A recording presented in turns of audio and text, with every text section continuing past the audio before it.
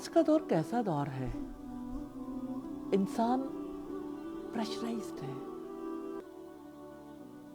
Under pressure है, दबाव का शिकार है। और इस दबाव से बचने के लिए, इलाज करवाने के लिए वो जब डॉक्टर्स के पास जाता है तो वो मेडिसिन्स देते हैं।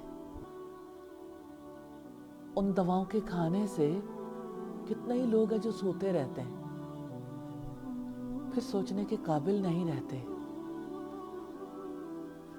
जिंदगी, कीमती जिंदगी कैसे रफ्ता रफ्ता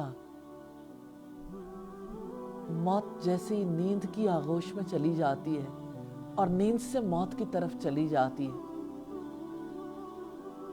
जिंदगी से फायदा उठाने के काबिल नहीं हो पाते इंसान। जानते हैं पीछे क्या है? इंसान को मट्टी पर यकीन है, कलाम पर यकीन नहीं है, दुआ पर यकीन नहीं है। इसलिए मट्टी से बनी दवाएं खाते हैं। मैं दवा के इस्तेमाल के खिलाफ नहीं हूं, लेकिन ये जरूर चाहती हूं कि आप दुआ कर लें।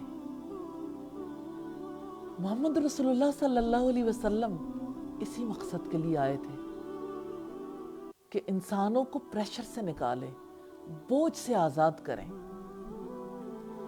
कितने ही लोग हैं जो गमो अलम में मुब्तला रहते हैं। कोई बड़ा हादसा, कोई तकलीफ दे सूरत हाल कितने लोगों को डिप्रेशन में ले जाती है।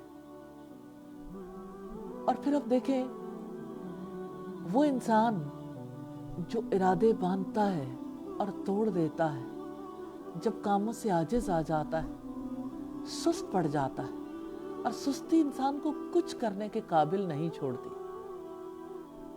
फिर इंसान की नफ्सियाती कैफियत हैं, जैसे बुज़दिली है, इंसान की कंजूसी है, बुखल है। और फिर दो ऐसी सूरतें हैं जिसमें इंसान मगलूब हो जाता है। एक कर्ज इंसान को जकड़ लेता है और दूसरे अपने से ज्यादा ताकतवर लोगों का गलबा चैन नहीं लेने देता। ये 8 चीजें हैं जिन्होंने इंसानों को दबा रखा है।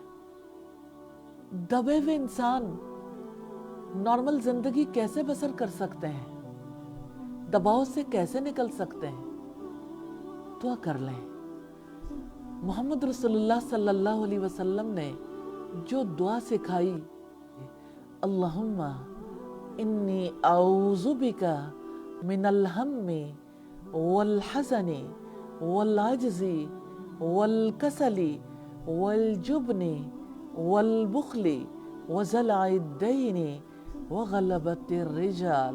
ए अल्लाह, मैं तेरी पनाह मांगता हूँ गमो अलम से, आजिज़ी से, सुस्ती से, बुज़दिली से, बुखल, कर्ज चढ़ जाने और लोगों के गलबे से। आपके लिए कितना बड़ा तोहफा है, कितनी बड़ी सादत है, कितनी बड़ी बरकत है। जिंदगी सही डगर पर रवां दवां हो जाएगी इंशाअल्लाह ताला। दुआ कर लीजिए। दुआ इबादत है, दुआ हिफाजत है, दुआओं पर इन्हिसार है, दुआओं का हिसार है।